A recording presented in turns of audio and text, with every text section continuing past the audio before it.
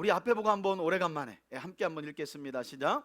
성경에 의해 변화받지 못한 사람은 오직 성경을 읽지 않은 사람 뿐이다. 아주 중요한 말씀이고요. 오늘은 성경을 통독하기 전에 제가 여러분들과 알아두면 좀 삶에 또 신앙에도 유익한 주제를 가지고 좀 잠깐 나누고 통독을 시작할 텐데요. 위에 제목을 한번 읽어볼까요? 시작. 느리게 사는 즐거움. 한국 사람들은 항상 뭐예요?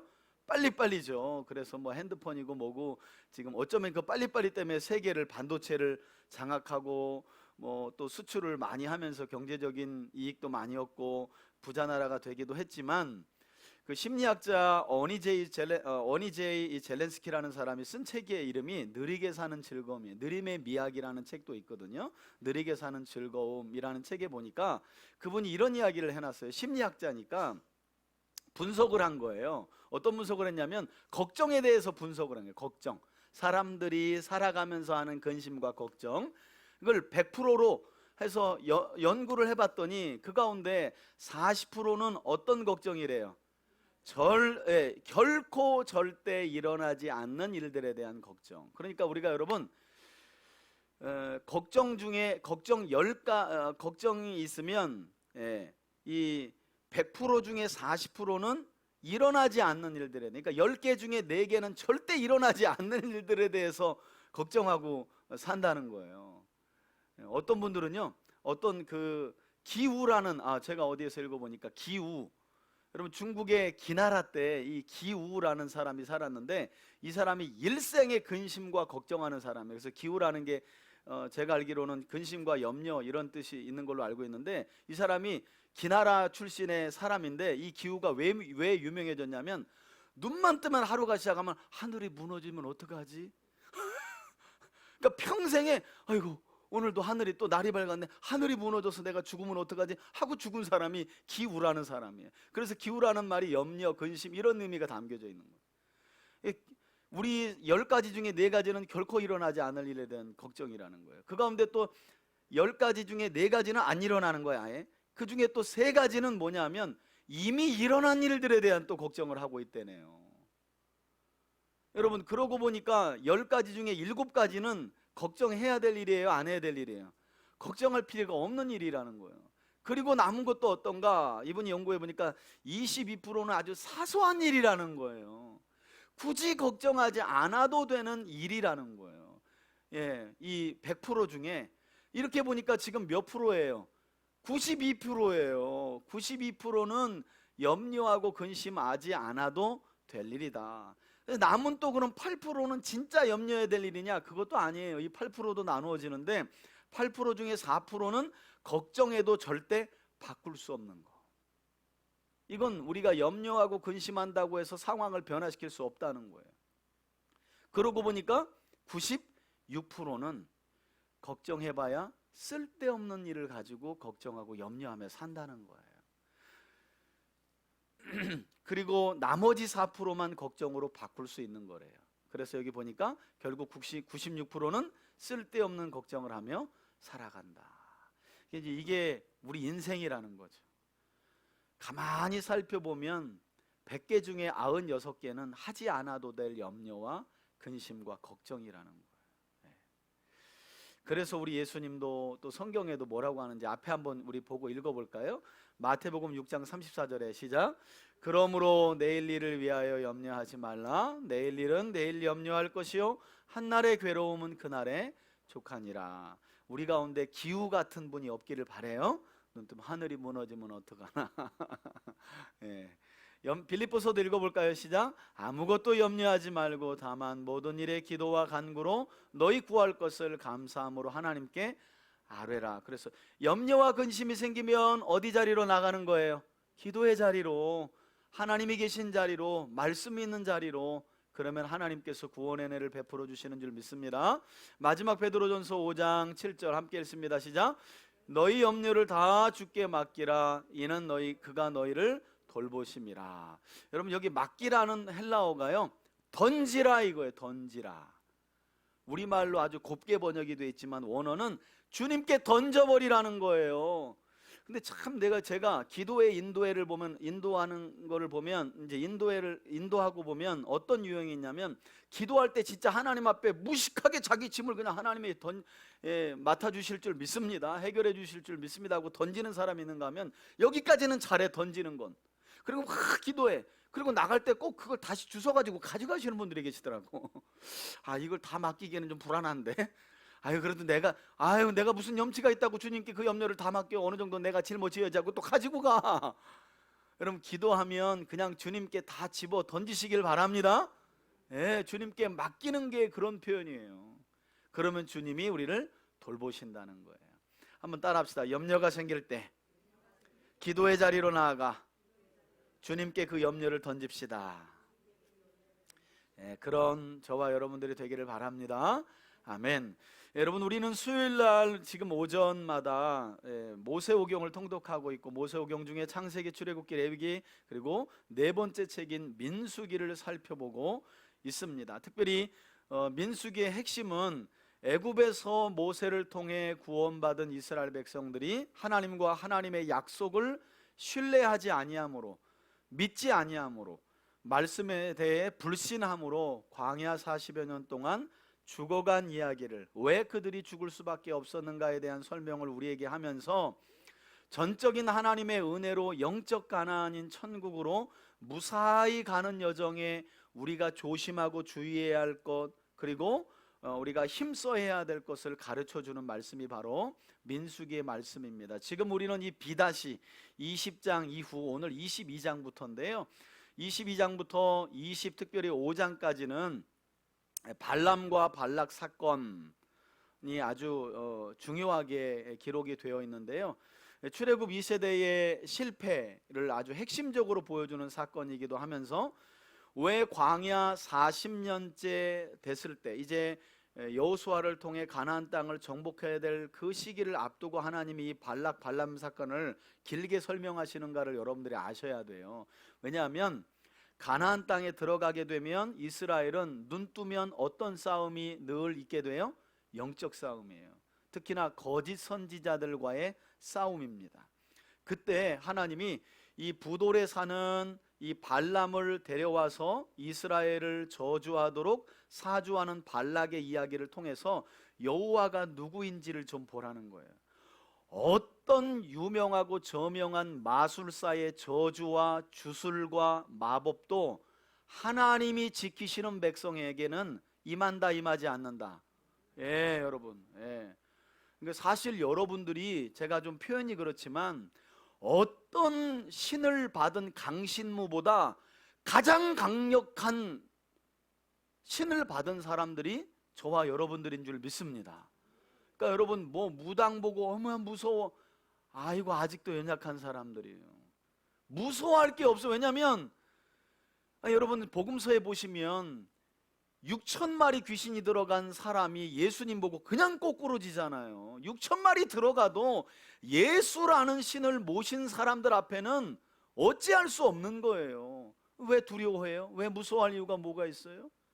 그리스도 예수님이 우리 안에 계신데, 그러니 우리는 가장 전능하시고 강력한 신을 모신 사람들이기 때문에 두려워할 이유가 없다는 거예요. 그 사실을 발람과 발락 사건을 통해 보여주고 있습니다. 오늘 이제 그 이야기의 한복판을 우리가 이제 그 이야기의 한복판으로 들어갈 건데요, 우리 성경은 여러분 민수기 22장을 좀 펴놔주시고, 이 이야기가 길고 자세하다 보니까 제가 좀 여러분들에게 설명을 좀 간략하게 할 필요가 있는데, 앞에 보시면 이 이야기는 22장부터 25장까지 민수기 안에서 단일 사건으로 제일 길어요.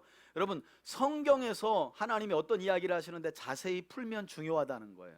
두말할 나위 없죠. 우리도 중요한 얘기는 자꾸 반복하고 길게 하잖아요. 그죠? 예. 길다는 건 중요하다는 것이고, 특별히 돈을 탐한 발람은 거짓 술사였다는 거, 막 하나님이 말씀하시고 또 발람이 하나님께 어떤 대화를 하는 거 보니까 선지자인가 하는데 선지자 아닙니다. 예. 거짓 술사라고 성경이 정확하게 이야기를 하고 있습니다. 발람의 일은 이후 거짓 선지자의 예로 경계되고요, 신약 성경까지 이야기가 언급되고 있기 때문에 아주 중요한 이야기가 되어집니다. 베드로후서, 유다서, 요한계시록까지 이야기가 이어지고 있어요. 그러니까 이따가도 제가 설명드릴 것이지만 결국 이스라엘이 이 바알부올에서 24,000명이 죽게 되는 사건은 발람 때문에 죽는 게 아니라 그들 마음의 탐심과 음행 때문에 죽게 돼요. 여러분 나중에 이제 열왕기서로 가보면 솔로몬이 열왕기 3장에서 기브온 산당에서 왕이 됐을 때 하나님 앞에 지혜를 달라고 참 왕으로서의 역할을 시작을 잘하잖아요. 솔로몬이 언제 무너져요? 많은 여인들을 두며 그 여인들이 예루살렘에 가져온 우상에게 마음을 빼앗기면서, 그러니까 이스라엘이 멸망하게 되고 분열하게 된 것은 어떤 강대국에 의해서 지배를 받거나 하나님의 능력이 적어져서 이스라엘이 분열된 게 아니라 이스라엘 안에 있는 탐욕. 그러니까 여러분 많은 경우 우리 삶이 고달픈 이유는 누구 때문이에요? 아니요. 많은 경우는 우리 안에 있는 탐욕과 음행과 죄악들을 우리가 깨끗하게 제거하고 끊어내지 못하기 때문에 우리 삶에 어려움들이 있는 거예요. 물론 그 안에는 특별한 하나님의 섭리의 고난도 있지만 대부분의 경우는 그렇다는 거예요. 그래서 그런 이야기를 이 발람과 발락 사건이 우리에게 이야기해 줍니다. 자, 그러면 우리 성경을 펴놓으시고 이제 통독으로 들어가도록 하겠습니다. 민수기 22장의 말씀입니다. 22장 펴놓으시고요. 함께 통독하겠습니다. 22장. 이스라엘 자손이 또 길을 떠나 모압 평지에 진을 쳤으니 요단 건너편 곧 여리고 맞은편이더라. 십볼의 아들 발락이 이스라엘이 아모리인에게 행한 모든 일을 보았으므로 모압이 심히 두려워하였으니 이스라엘 백성이 많음으로 말미암아 모압이 이스라엘 자손 때문에 번민하더라. 미디안 장로들에게 이르되 이제 이 무리가 소가 밭에 풀을 뜯어먹음과 같이 우리 사방에 있는 것을 다 뜯어먹으리로다 하니 그때에 십볼의 아들 발락이 모압 왕이었더라. 그가 사신을 부올의 아들 발람의 고향인 강가 부돌에 보내어 발람을 부르게 하여 이르되 보라, 한 민족이 애굽에서 나왔는데 그들이 지면에 덮여서 우리 맞은편에 거주하였고 우리보다 강하니 청하건대 와서 나를 위하여 이 백성을 저주하라. 내가 혹 그들을 쳐서 이겨 이 땅에서 몰아내리라. 그대가 복을 비는 자는 복을 받고 저주하는 자는 저주를 받을 줄을 내가 알미니라. 지금 여러분 상황은 모압 왕 발락이 이스라엘 민족이 지금 모세를 통해서 가나안 땅으로 들어가려고 하는데 모압 땅을 지나가는 거예요. 위협을 느껴가지고 이것들이 그냥 지나가겠나, 우리하고 전쟁을 하겠다는 거 아닌가 해가지고 방법을 구상했는데 모압의 군사력으로는 이스라엘을 이길 수가 없어요. 왜냐하면 소문을 들어보니까 애굽을 초토화시키고 나왔다는 거예요. 이집트 왕도 초토화시키고 나온 그 민족을 어떻게 우리가 이길 수 있겠는가. 그리고 들어보니까 소문에 저것들이 하늘에서 내리는 양식을 먹는다고 하질 않나. 200~300만이 우르르 오는데 기도만 하면 반석에서 물이 나고 뭐 또 그들이 믿는 여호와라는 신이 하늘에서 만나라는 메추라기를 내려준다는 거예요. 그러니 도무지 이거는 아무리 군사력을 정비해도 이길 수가 없으니 생각한 게 뭐예요? 유브라데 강가에 있는 그 당시에, 그러니까 온 세계를 통틀어 무당 중에 가장 센 무당을 부른 거예요. 거짓술사를 부른 거예요. 발람이 그렇게 말하잖아요. 발락이 이 발람이라는 거짓술사를 데려올 때 내가 당신 소문 들었다. 당신은 말만 하면 한 나라가 전쟁에서 패하기도 하고 말만 하면 한 나라가 전쟁에서 이기게도 한다는 사실을 내가 알고 있다고 하면서 발람이라는 정말 전 세계에서 그 당시에 가장 능력 있고 이 용엄한 무당을 부른 거예요. 그 내용입니다. 지금 그 내용이 6절까지예요. 모압 장로들과 7절입니다. 미디안 장로들이 손에 복채를 가지고 떠나 발람에게 이르러. 여러분 발락이 그런 용엄한 무당을 부르는데 그냥 보냈겠어요? 여기 보니까 뭐가 필요해요? 복채 나오잖아요. 복채. 보통 복채 아니겠죠? 왕이 보냈으니까 아마 지금으로 말하면 수십억 돈 아마 지어져 가서 좀 데려와라 그랬을 거예요. 청해와라 그랬더니 8절에 발람은 무당입니다. 발락의 말을 그에게 전하매 발람이 그들에게 이르되 이 밤에 여기서 유숙하라. 여호와께서 내게 이르시는 대로 너희에게 대답하리라. 모압 귀족들이 발람에게서 유숙하니라. 하나님이 발람에게 임하여 말씀하시되 너와 함께는 이 사람들이 누구냐? 여러분 이런 내용들 때문에 이제 이 선지자 아닌가 그런데 아니에요. 여러분 하나님께서 이 거짓 무당 발람에게 말씀하시는 거는 이스라엘을 보호하시려고 너 가지마. 발락의 요청에 돈의 탐욕의 마음을 빼앗겨 가지고 가서 내 백성 이스라엘을 저주하면 너 죽어. 그러니까 가지 마라고 하나님이 그런 차원에서 말씀하시는 거지. 그가 선지자이기 때문에 하나님의 음성을 듣는 게 아니에요. 하나님이 지금 강권적으로 무당에게 말씀하시는 거예요. 내 백성이니까 가서 건들지 말라는 뜻에서. 자, 9절입니다. 발람이 하나님께 아뢰되 10절입니다. 모압 왕 십볼의 아들 발락이 내게 보낸 자들이니이다. 이르기를 보라 애굽에서 나온 민족이 지면에 덮였으니 이제 와서 나를 위하여 그들을 저주하라. 내가 혹 그들을 쳐서 몰아낼 수 있으리라 하나이다.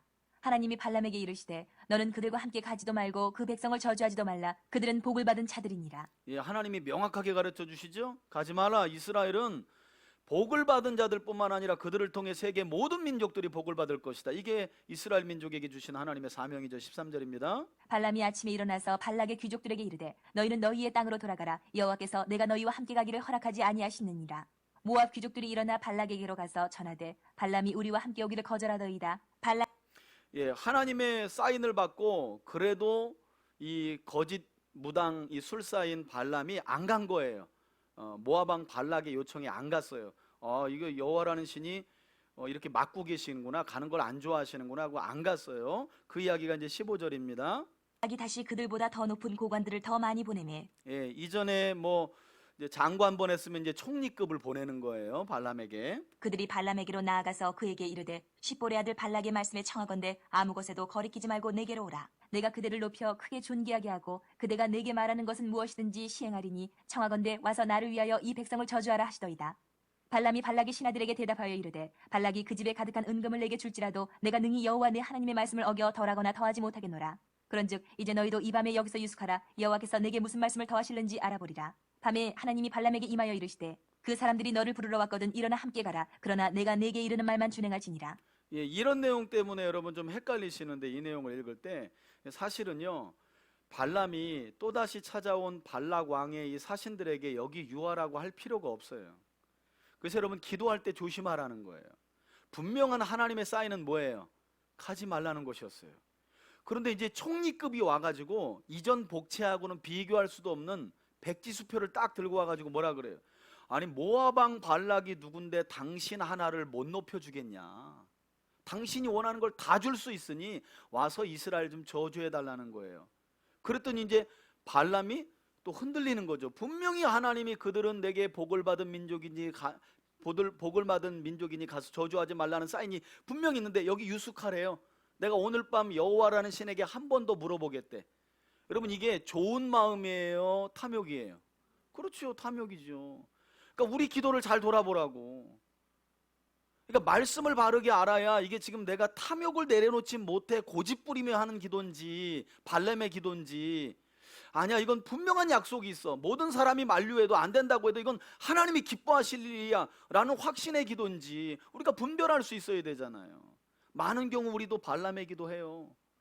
하나님이 그거 하지마, 그건 네 욕심이야 라고 말하는데 아니라는 거예요. 그거 이루어야 된다는 거예요.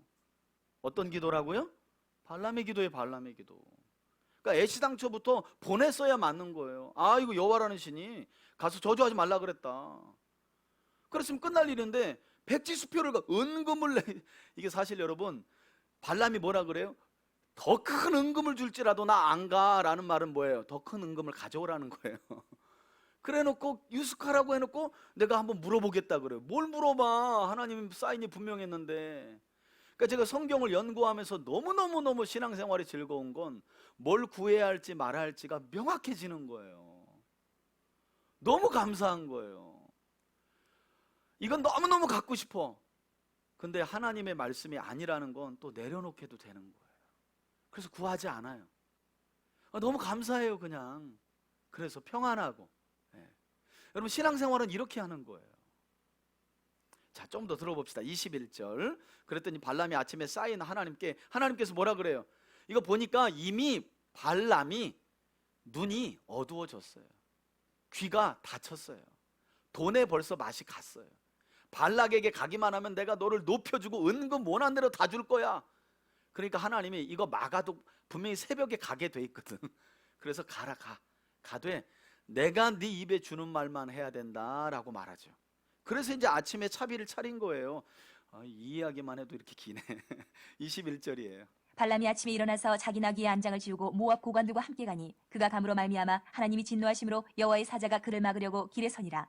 발람은 자기 나귀를 탔고 그의 두 종은 그와 함께 있더니 여러분 여기 보세요. 하나님이 가라. 대신 가서 내가 내 입에 주는 말만 하라 그랬는데 그가 감으로 말미암아 하나님이 뭐 하셨대요? 진노하셨대잖아요. 그러니까 하나님이 가라, 가는 대신 내가 내 입에 주는 말만 하라 이렇게 한 게 아니죠. 가, 아주 가기만 해. 가되 내가 주는 말만 해. 이런 사인인데 그걸 어떻게 가라, 가되 내가 내 입, 이렇게 알아듣고 간 거예요. 이 탐욕에 사로잡힌 발람이. 그러니 하나님이 가는 길을 가자마자 어떻게 해요? 진노하신 거죠. 이놈이 이게 진짜 가네. 그래서 이제 이후의 내용을 보면 나귀도 보는 하나님의 천사를 못 봐. 이 발람이 그렇게 저명한 거짓술사인데, 보이지 않는 귀신도 보는 사람인데 하나님이 보여주시지 않으니까 못 봐. 여러분 사람은 그런 거예요. 뭐 하나의 마음이 빼앗기면요 안 들리고 못 봐요. 그래서 제가 주일날도 여러분들에게 하나님의 말씀을 들으러 올 때 그냥 들으러 오지 말아라. 5대 기도 많이 하셔야 된다. 왜? 마음의 소원과 탐욕이 크면 설교가 안 들려요. 오만 잡다한 생각만 하다가 졸다 가버리는 거예요. 그래서 기도 많이 해야 된다니까요, 여러분. 자, 계속 듣겠습니다. 23절. 나귀가 여호와의 사자가 칼을 빼어 손에 들고 길에 선 것을 보고 길에서 벗어나 밭으로 들어간지라. 발람이 나귀를 길로 돌이키려고 채찍질하니 여호와의 사자는 포도원 사이 좁은 길에 섰고 좌우에는 담이 있더라. 나귀가 여호와의 사자를 보고 몸을 담에 대고 발람의 발을 그 담에 짓누르매 발람이 다시 채찍질하니 여호와의 사자가 더 나아가서 좌우로 피할 데 없는 좁은 곳에 선지라. 나귀가 여호와의 사자를 보고 발람 밑에 엎드리니 발람이 노하여 자기 지팡이로 나귀를 때리는지라. 여호와께서 나귀 입을 여시니 발람에게 이르되 내가 당신에게 무엇을 하였기에 나를 이같이 3번을 때리느냐. 발람이 나귀에게 말하되 내가 나를 거역하기 때문이니 내 손에 칼이 있었다면 곧 너를 죽였으리라. 나귀가 발람에게 이르되 나는 당신이 오늘까지 당신의 일생 동안 탄 나귀가 아니냐. 내가 언제 당신에게 이같이 하는 버릇이 있었더냐. 그가 말하되 없었느니라. 여러분 여기 보면 중요한 게 뭐냐면 23절에 보니까 나귀가 길에 여호와의 사자가 칼을 빼고 선 것을 뭐 여러분 동그라미 쳐보시겠어요? 보고 하면 동그라미 쳐요. 보고. 25절에 나귀가 여호와의 사자를 뭐 했대요? 보고.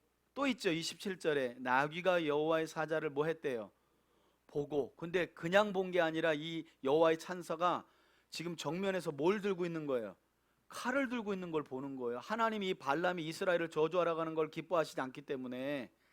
그래서 나귀는 보고 있는데 그 저명한 거짓술사는 봐요, 못 봐요?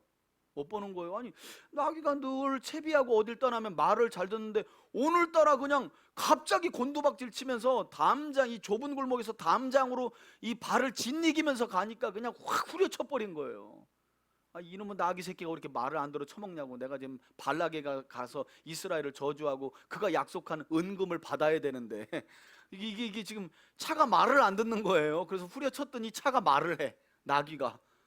아니 주인님 언제 제가 말 이렇게 안 들은 적 있냐고 사람의 말을 하는 거예요. 제가 언제 이렇게 고집 피운 적 있냐? 없지. 아, 그럼 이유가 있지 않냐 하고 보니까 이제 앞에 보이는 거예요. 자, 31절입니다. 그때 이제 하나님께서 드디어 이 거짓술사 발람의 눈을 여세요. 그러니까 여러분 하나님이 열지 않으면 못 봐요, 사람은. 이게 아주 중요한 메시지입니다, 여러분. 그러니까 하나님은 답이 있는데 우리는 못 봐, 그걸. 그래서 기도하는 거예요. 자, 볼게요. 그때 여호와께서 발람의 눈을 밝히시매 여호와의 사자가 손에 칼을 빼들고 길에 선 것을 그가 보고 머리를 숙이고 엎드리니 여호와의 사자가 그에게 이르되 너는 어찌하여 내 나귀를 이같이 3번 때렸느냐. 예, 하나님의 천사가 나귀 편을 들죠. 왜 나귀를 쓸데없이 3번이나 때렸어? 임마 너 이 나귀 아니었으면 너 뒤졌어. 이래가면서 보라 내 앞에서 내 길이 사악함으로 내가 너를 막으려고 나왔더니 나귀가 나를 보고 이같이 3번을 여러분 여기 벌써 4번째 나귀가 나를 보고 돌이켜 내 앞에서 피하였느니라. 나귀가 만일 돌이켜 나를 피하지 아니하였다면 내가 벌써 너를 죽이고 나귀는 살렸으리라. 예, 여러분 이게 충격적인 말씀이에요. 하나님을 대언하는 하나님의 천사가 너 만약에 나귀가 브레이크 안 잡았으면 내가 너 죽이고 나귀 살렸다. 여러분 한 영혼이 천하보다 귀하고 사람은 하나님의 형상을 따라 만들어졌는데 그런 인간이라도 이렇게 탐욕의 눈이 어두우면 나귀만도 못한 거예요. 그러면 하나님이 죽여버리시는 거죠. 그래도 이런 거짓술사라도 하나님이 어떻게 하세요? 불쌍히 여기시잖아요. 그러니까 나귀를 보게 하시고 나귀가 말하게 하심으로 너 지금 하나님이 원치 않는 길을 왜 가는 거야? 라고 말씀하시잖아요. 여러분 이런 경험 없으세요? 때때로 전혀 뜬금없는 사람의 입에서 어떤 말을 했는데 어머나 지금 내가 피하고 싶은 꼭 그 말을 하는 거예요. 그때 꼭 기억하세요. 하나님이 나귀를 보내셨구나. 하나님이 나귀를 보내셨구나. 뭔가 내가 원하는 것대로 막 달려갔는데 이게 잘 마음대로 안 되고 자꾸 담벼락에 내 몸이 긁혀. 그때 깨달으세요. 하나님이 나귀를 보내고 계시구나. 이 길을 원치 않으시구나. 이걸 보고 들을 수 있어야 되는 거예요. 자, 34절입니다. 발람이 여호와의 사자에게 말하되 내가 범죄하였나이다. 당신이 나를 막으려고 길에 서신 줄을 내가 알지 못하였나이다. 당신이 이를 기뻐하지 아니하시면 나는 돌아가겠나이다. 애초부터 처음 기도할 때부터 하나님이 가지 말라 그랬잖아요. 근데 지가 욕심 때문에 기도한 거 아니에요. 어떻게 할까요? 갈까요? 말까요? 또 이러고 있어요. 기도 잘해야 된다니까요. 여호와의 사자가 발람에게 이르되 그 사람들과 함께 가라. 내가 내게 이르는 말만 말할지니라. 발람이 발락의 고관들과 함께 가니라. 여러분 여기서 아주 중요한 내용이 있어요. 이제 자 보세요. 두 번째 기도할 때 하나님이 20절에 뭐라 그래요? 가라. 그렇지만 너는 내가 내 입에 주는 말만 하라 그러죠. 또 요번에도 구사일생으로 아이고 하나님. 사실은 여러분 이때 발람이 어떻게 해야 될까요? 가지 않으면 되는 거예요. 사실은 가지 않으면 될 일인데 그래도 담벼락에 부딪히고 나귀를 때리고 여호와의 사자가 너 이 나귀 아니었으면 죽었어 이 말을 듣고도 이 발람의 마음에 탐욕은 가시지가 않는 거예요. 그래서 갈 걸 아시고 하나님이 다시 한번 말씀하시죠. 가긴 가되 내가 내 입에 주는 말만 하라. 여러분 이게 뭐냐면 나중에 왕정시대에 드러나는 선지자들의 특징이 바로 요거라는 걸 아셔야 돼요. 선지자들은요 하나님이 그 입에 담아주시는 말만 하는 게 진짜 선지자예요. 나중에 선지서나 왕정시대로 가보면 거짓술사, 거짓 선지자들의 특징이 뭐예요? 하나님이 담아주시는 말씀이 아니라 이건 기도에서 받는 게 아니라 율법의 말씀을 말하는 거예요. 기록된 하나님의 말씀 외에 다른 이야기를 하거나 자기 마음에 있는 것을 하나님의 이름을 빙자하여 이야기하면 전부 다 거짓 선지자, 거짓 술사의 기준이 되는 겁니다. 이거 여러분들이 분별해야 돼. 왜 하나님이 너는 내게 이르는 말만 하라 말만 하라 이건요 간절한 하나님의 소원이에요. 왜냐하면 하나님의 참 선지자들은 하나님이 주는 말씀만 전하거든요. 그래서 신학자들이 통탄해 하잖아요. 그 유명한 방송 설교를 들어봐도 온갖 세상 얘기, 재미난 얘기, 코미디, 정치 얘기. 그래서 한국 교회를 정치적 이념으로 완전히 색깔을 치게 해가지고 갈라놔 버렸어요. 그래놓고 뭐 빌리 그레이엄 50주년 해가지고 하면 뭐 할 거예요? 그분들 다 거기 앞에 선 분들이 정치적 이념을 가지고 한국 교회를 나누고 있는 분들인데 저는 혀가 차지더라고요. 안타깝다. 거기에 저희 교단장이 또 공동의장이에요. 종신회장이에요. 종신회장. 교단법을 싹 다 바꿨어요. 북한 정권도 그렇게 안 해. 자기가 죽을 때까지 총회장이에요. 그분은 종신총회장이라는 제도를 만들었어요. 그래서 마음 같아서는 그냥 확 다른 교단으로 가고 싶은데 다른 교단은 안 그런가? 또 다 그래요. 그래서 결국은 내가 잘해야 되겠다 이 생각밖에 없어요. 뭐 내가 우리 교회 안에서 잘하는 게 중요하지 뭐. 자 36절입니다. 발락은 발람이 온다 함을 듣고 모압 변경의 끝 아르논가에 있는 성읍까지 가서 그를 영접하고 발락은 발람에게 이르되 내가 특별히 사람을 보내어 그들을 부르지 아니하였느냐? 그대가 어찌 내게 오지 아니하였느냐? 내가 어찌 그들을 높여 존귀하게 하지 못하겠느냐? 발람이 발락에게 이르되 내가 오기는 하였으나 무엇을 말할 능력이 있으리이까? 하나님이 내 입에 주시는 말씀 그것을 말할 뿐이니이다. 발람이 발락과 동행하여 기럇 후솥에 이르러서는 발락이 소와 양을 잡아 발람과 그와 함께한 고관들을 대접하였더라. 아침에 발락이 발람과 함께 드디어 이제 모압 땅에 도착한 저명한 거짓술사 발람이 첫 번째 이스라엘을 향해 예언을 하려고 하는 상황입니다. 하고 그를 인도하여 바알의 산당에 오르매 발람이 거기서 이스라엘 백성의 진 끝까지 보니라. 산당에 올랐다는 말은 모압의 산지에 모압에서 좀 높은 산지에 거기 산당이 있었겠죠. 바알 신을 섬기는. 그러니까 거기서 보니까 이스라엘 진영이 저 아래 보이는 거예요. 쫙 이스라엘이 지금 가나안 땅으로 들어가려고 모압까지 와가지고 진을 펼치고 있는 걸 보는 거예요. 그래서 그 신당에서 그것들을 보고 저주를 좀 해줘라. 저것들 다 줄게. 이제 요런 상황입니다. 그래서 이제 23장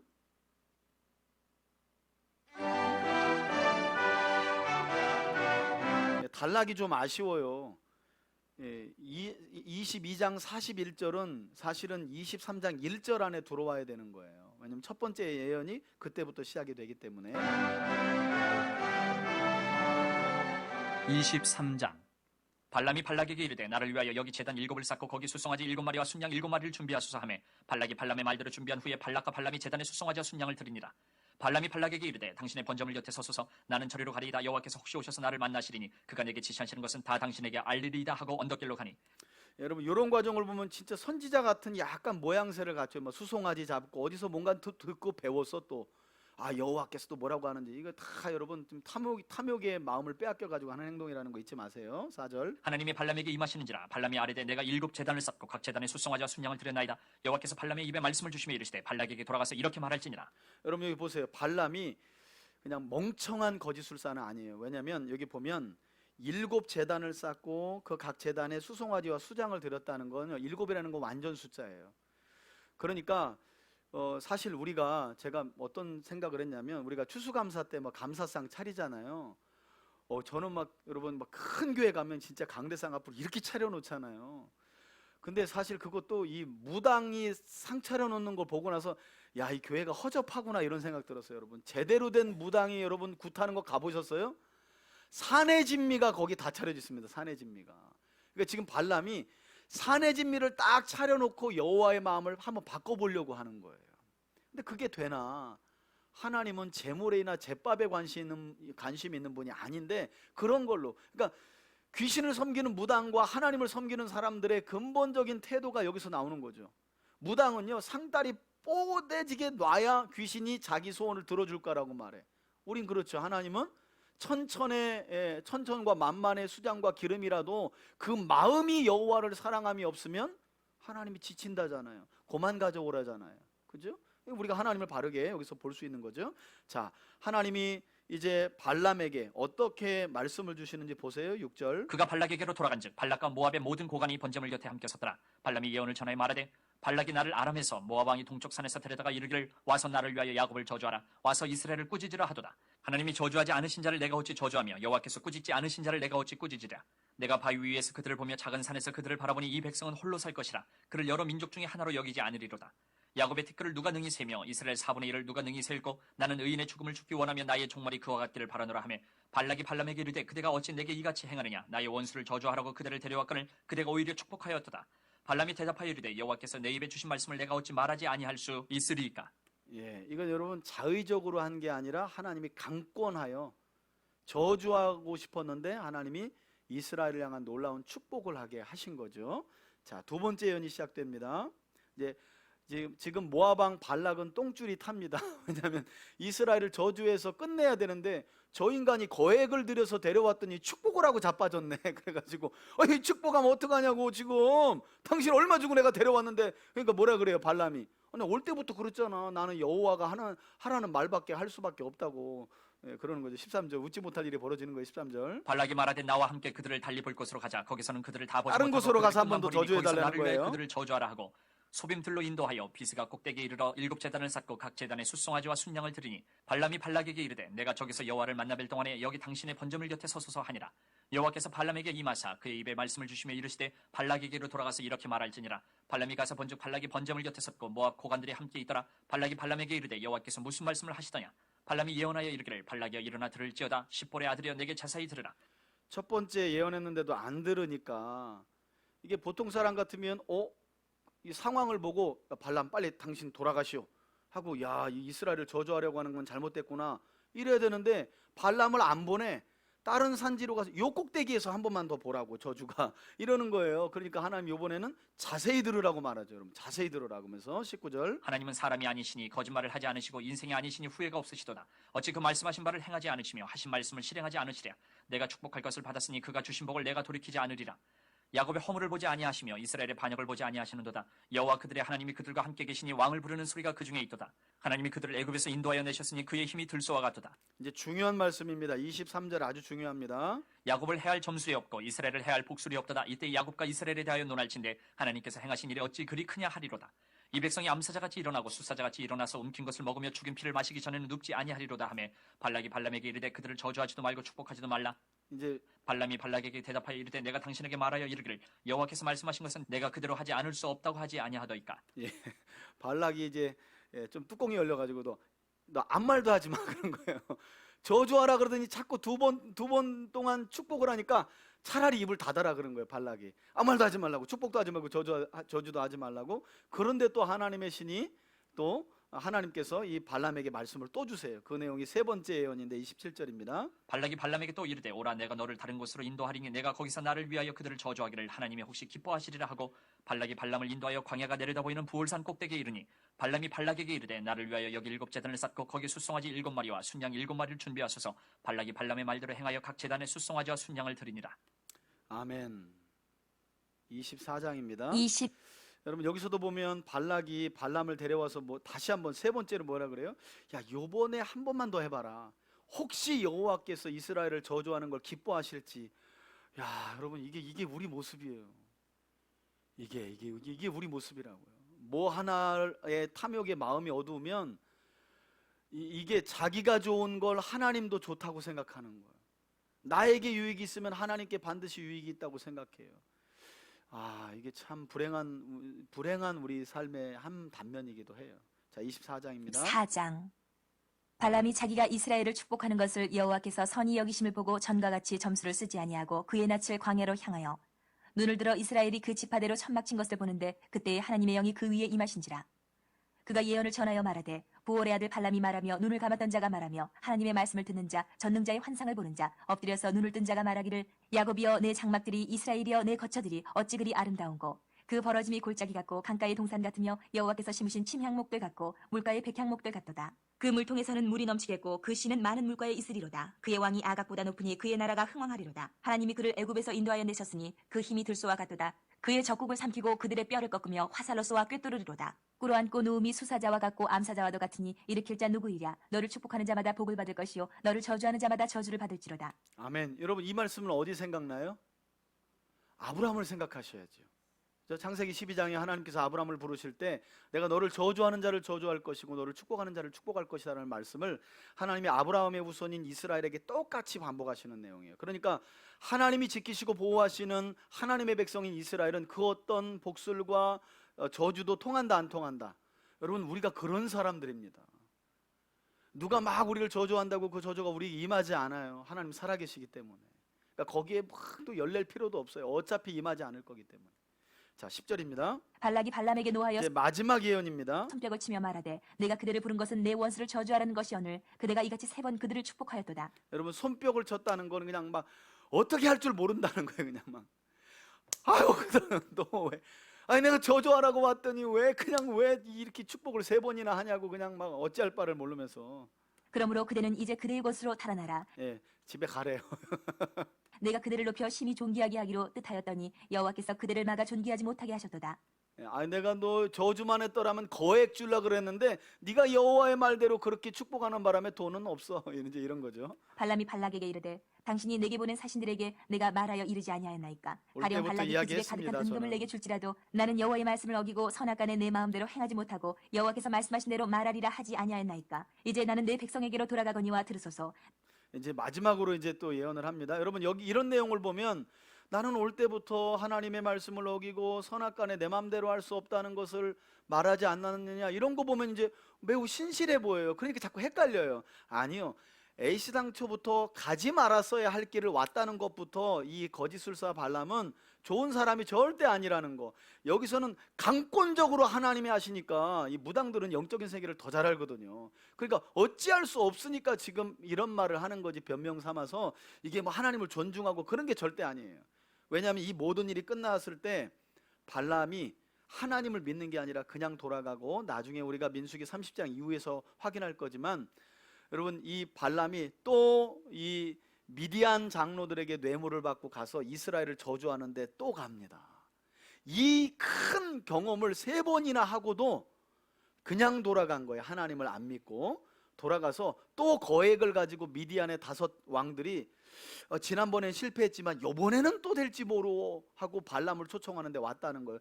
그때 하나님께서 민수기에 보면 발람과 미디안의 5 왕을 그때 죽여버리십니다. 그러니까 하나님이 이 발람 거짓 술사라도 구원의 기회를 주시는 거예요. 이 놀라운 게 경험한, 그러니까 하나님 마음을 보시라고요. 이 거짓 무당 하나도 하나님이 그냥 죽이시지 않아요. 기회를 주시는데 그걸 몰라. 자, 들어봅시다. 마지막으로 뭐라고 하는지 14절 들으소서. 내가 이 백성이 후일에 당신의 백성에게 어떻게 할지를 당신에게 말하리다 하고 예언하여 이르기를 부올의 아들 발람이 말하며 눈을 감았던 자가 말하며 하나님의 말씀을 듣는 자가 말하며 지극히 높으신 자의 지식을 아는 자 전능자의 환상을 보는 자 엎드려서 눈을 뜬 자가 말하기를 내가 그를 보아도 이때의 일이 아니며 엄청난 내가 그를 예언이 바라보아도 나오죠. 가까운 일이 아니로다. 한 별이 야곱에게서 나오며 한 규가 이스라엘에게서 일어나서 모압을 이쪽에서 저쪽까지 쳐서 무찌르고 또 셋의 자식들을 다 멸하리로다. 그의 원수 에돔은 그들의 유산이 되며 그의 원수 세일도 그들의 유산이 되고 그와 동시에 이스라엘은 용감히 행동하리로다. 주권자가 야곱에게서 나서 남은 자들을 그 성읍에서 멸절하리로다 하고 또 아멜렉을 바라보며 예언하여 이르기를 아멜렉은 민족들의 으뜸이나 그의 종말은 멸망에 이르리로다 하고 또 겐 족속을 바라보며 예언하여 이르기를 내 거처가 견고하고 내 보금자리는 바위에 있도다. 그러나 가인이 쇠약하리니 나중에는 아수르의 포로가 되리로다 하고 또 예언하여 이르기를 슬프다. 하나님이 이 일을 행하시리니 그때의 살자가 누구이랴. 기띔 해변에서 배들이 와서 아수르를 학대하며 에벨을 괴롭힐 것이나 그도 멸망하리로다 하고 발람이 일어나 자기 곳으로 돌아가고 발락도 자기 길로 갔더라. 아멘, 아멘. 이제 모압 왕 발락도 포기한 거죠. 아, 이건 이스라엘은 저주할 수 없구나 하고 발람도 부돌 유브라데 강가인 자기 고향으로 돌아갔어요. 근데 여러분 잠깐 여기서 한 31장으로 한번 넘겨서 확인만 해봅시다. 잊어버리니까 31장 시간 없으니까 8절만 읽어봅시다. 미디안과 이스라엘과의 전쟁이 벌어졌는데 여기에 이제 발람 이름이 나옵니다. 자, 8절만 읽습니다. 31장 8절 시작. 그 죽인 자 외에 미디안의 5 왕을 죽였으니 미디안의 왕들은 에위와 레겜과 스루와 흐루와 레바이며 또 부올의 아들 발람을 칼로 이스라엘이 어떻게 해요? 죽였더라. 그래요. 사실 하나님이 놀라운 구원의 은혜와 기회를 주신 건데 발람이 돌아갔다가 미디안 5 왕들이 거액을 제시하고 또 한 번만 와서 저주해달라고 하는 그 요청에 와서 이스라엘을 저주하려고 하는데 하나님이 그때는 그냥 미디안의 5 왕들과 함께 이 발람을 죽여버립니다. 근데 여러분 이 발람이 발락에게서 그냥 간 게 아니에요. 25장 전후를 보면 역시 발람은 발람이었어요. 뭐라 그러냐면 이 모압 왕 발락에게 당신도 봤지요? 저 이스라엘이라는 민족은 그 어떤 영험한 복술과 저주로도 절대 해를 끼칠 수 없다. 그런데 이스라엘에게 해를 끼칠 수 있는 유일한 길이 한 가지 있는데 이걸 이제 발람이 기쁨해주고 가는 거예요. 그게 바로 뭐냐면 여호와라는 신은 우상 숭배에 대해서 아주 민감하니 이스라엘로 하여금 우상 숭배를 하게 하면 우리가 굳이 저주하지 않아도 하나님이 그들을 치실 것이다. 근데 이게 먹힌 거예요. 이게 먹힌 거예요. 자, 25장이 그 내용입니다. 25장. 이스라엘이 시팀에 머물러 있더니 그 백성이 모압 여자들과 음행하기를 시작하니라. 예, 바알 신을 숭배할 때는 신전에서 신전 창녀들과 성관계를 하거든요. 그 음행을 말하는 겁니다. 그 여자들이 자기 신들에게 제사할 때 이스라엘 백성을 청하며 백성이 먹고 그들의 신들에게 절하므로 이스라엘이 바알보올에게 가담한지라 여호와께서 이스라엘에게 진노하시니라. 여호와께서 모세에게 이르시되 백성의 수령들을 잡아 태양을 향하여 여호와 앞에 목매어 달라. 그리하면 여호와의 진노가 이스라엘에게서 떠나리라. 모세가 이스라엘 재판관들에게 이르되 너희는 각각 바알보올에게 가담한 사람들을 죽이라 하니라. 이스라엘 자손의 온 회중이 회막문에서 울 때에 이스라엘 자손 한 사람이 모세와 온 회중의 눈앞에 미디안의 한 여인을 데리고 그의 형제에게로 온지라. 제사장 아론의 손자 엘라살의 아들 비느하스가 보고 회중 가운데서 일어나 손에 창을 들고 그 이스라엘 남자를 따라 그의 막사에 들어가 이스라엘 남자와 그 여인의 배를 꿰뚫어서 2 사람을 죽이니 연병이 이스라엘 자손에게서 그쳤더라. 그 연병으로 죽은 자가 24,000명이었더라. 여호와께서 모세에게 말씀하여 이르시되 제사장 아론의 손자 엘라살의 아들 비느하스가 내 질투심으로 질투하여 이스라엘 자손 중에서 내 노를 돌이켜서 내 질투심으로 그들을 소멸하지 않게 하였도다. 그러므로 말하라. 내가 그에게 내 평화의 언약을 주리니 그와 그의 후손에게 영원한 제사장 직분의 언약이라. 그가 그의 하나님을 위하여 질투하여 이스라엘 자손을 속죄하였음이니라. 아멘. 여기 보면 레위 자손 중에 비느하스라는 사람이 이 바알보올의 음행에 가담한 자를 죽였다는 거예요. 그래서 하나님의 질투를 대신해서 네가 질투했기 때문에 하나님께서 영원한 제사장의 직분을 그에게 주었다라고 말씀합니다. 죽임을 당한 이스라엘 남자 곧 미디안 여인과 함께 죽임을 당한 자의 이름은 시므린이 살루의 아들이요 시므온인의 조상의 가문 중 한 지도자이며 죽임을 당한 미디안 여인의 이름은 고스비이니 수르의 딸이라. 수르는 미디안 백성의 한 조상의 가문의 수령이었더라. 여호와께서 모세에게 말씀하여 이르시되 미디안인들을 대적하여 그들을 치라. 이는 그들이 속임수로 너희를 대적하되 부올의 일과 미디안 지휘관의 딸 곧 부올의 일로 연병이 일어난 날에 죽임을 당한 그들의 자매 고스비의 사건으로 너희를 유혹하였음이니라. 아멘. 네, 여기 보면 여러분 이 바알부올 사건에 누가 주도했다 그래요? 시므온 지파의 지도자였던 이 시므리. 그래서 여기 보면 광야의 여정 중에 이 야곱의 아들 가운데 르우벤, 그 다음에 시므온 레위잖아요. 이 시므온 지파 사람들이 계속해서 하나님을 대적하는 걸 볼 수 있어요. 이 바알부올의 사건에서도 대표적으로 시므리가 앞장서서 지도자가 하니까 당연히 여러분 이 죽은 2만 4천 중에 어디 지파가 제일 많았을까요? 시므온 지파가 당연히 제일 많았겠죠. 자기 족장이 대놓고 바알신을 음행하면서 섬기는데 그 지파 사람들이 우르르 제일 많이 가담했겠죠. 그걸 보고 레위 제사장 엘라살의 아들 비느하스가 창을 가지고 들어가서 그냥 창을 던져서 음행하는 이 여자와 남자 이 시므리를 그냥 창으로 꽂아서 죽여버린 거예요. 하나님이 내 마음이 시원하다. 하나님 마음이 아팠겠죠. 그러나 이게 일벌백계 교훈이 안 되면 백성들 전부 다 우상숭배하다 죽어가니까, 그래서 네가 나를 위해서 질투함이. 그래서 여러분 한번 따라합시다. 화도 잘 내면 복을 받는다. 제가 제 큰아들에게 항상 하는 말이거든요. 사람은 화를 낼 수밖에 없어요. 질투를 할 수밖에 없어요. 왜냐하면 하나님이 그렇게 우리를 감정의 동물로 만들었기 때문에. 그런데 화를 잘못 내서 망하는 사람들이 너무 많아요. 정말 내지 말아야 될 때 내고 내야 할 때 안 내는 거예요. 여러분 예수님 보세요. 강도의 소굴이 되어버린 예루살렘 성전에 가서 예수님 화 내요 안 내요? 내죠. 어떻게 내요? 야 그러지 마 이렇게 해요? 그냥 갖다 막 뒤집어 엎어버리잖아요. 안 돼 이렇게 해요? 그냥 막 갖다 엎어버리잖아요. 하나님의 의분이기 때문이에요. 다만 잘 분별하셔야 돼. 내가 원하는 이익과 욕심을 위해 분을 내면 그건 화가 돼요. 반드시. 근데 진리를 위해서, 하나님의 뜻을 위해서 우리 안에 그리스도인들은 의분을 가져야 되는 거예요. 세상을 향해서도 그렇고요, 우리 안에서도 그렇고요. 그리스도인들은 그렇게 살아가야 되는 거예요. 이렇게 바르게 화내고 질투하면 하나님이 뭐라 그래요?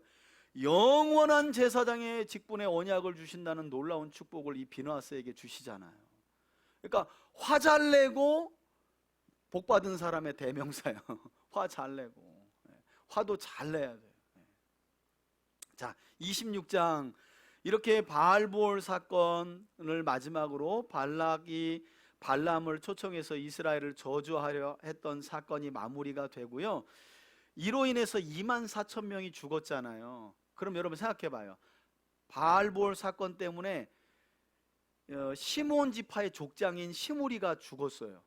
그리고 이스라엘 중에 2만 4천이 죽은 상황이에요. 그러면 지금 이스라엘은 어떤 상황이에요? 초상집 상태죠. 다 끝났구나 이제. 이렇게 무서운 하나님 앞에 그냥 다 낮아빠진 상황인 거예요. 그래서 26장의 시작이 연병 후에 이렇게 시작돼요. 이 사람들이요 너무 무서워가지고요 아무것도 달달달달 안 하고 있어요. 아예 그냥 멈춰 있어요. 이스라엘은 전체가 지금 가나안 땅이고 뭐고 없어요. 지금 2만 4천이나 죽었기 때문에, 연병으로 그냥 하루 만에 죽었기 때문에 모두가 달달달달 떨고 있어요. 근데 놀랍게도 하나님이 그런 이스라엘을 다시 추스리시는 거예요. 너희들 가야지.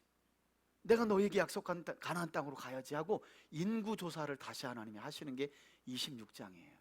그래서 이 내용이 별개로 떨어진 게 아니에요. 그래서 26장의 시작이 연병 후에, 이스라엘은 이렇게 하나님이 발람으로부터 지켜주시고 보호해 주셨음에도 불구하고 그 은혜를 망각하고 바알부올에서 바알신을 섬기면서 음행을 버젓이 저질러 하나님께 징계받았지만, 그럼에도 불구하고 하나님이 다시 회복시켜 주시고 그들을 여호와의 군대로 계수하여 세우시는 일을 누가 하고 계신 거예요?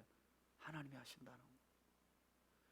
그러니까 여러분, 죄 가운데 범죄하고 회개하고 뭐 내가 회개를 잘해서 회복됐다는 말 어디 가서 성경 모르면 하는 거예요. 회복도 누가 하시는 거예요? 하나님이 하시는 거예요. 회복도 하나님이 하시는 거예요. 어떤 큰 죄를 저질렀더라도 하나님이 다시 연병 후에 추스리시는 분이 하나님이신 거예요. 놀랍죠, 그죠? 그래서 인구조사가 그래서 이때 다시, 왜? 완전 초상집이고요, 한 발자국도 못 나가요. 지금 가나안 땅이고 뭐고 싹 지워졌어요. 2만 4천 명 죽는 일 때문에 하나 무서워가지고. 근데 하나님이 다시 추스리는 거예요. 이스라엘을 계수하면서. 이런 하나님의 수고를 보세요. 이런 하나님의 애쓰심을 보세요. 끝까지 오합지졸에 이스라엘을 데리고 그냥 음행한다면 휙 빠지고 이런 이스라엘을 데리고 약속의 땅까지 하나님이 계속해서 데리고 가시는 하나님의 모습을 보시라는 거예요. 지금 그 모습이 누구예요? 우리 모습이죠. 우리 모습. 예.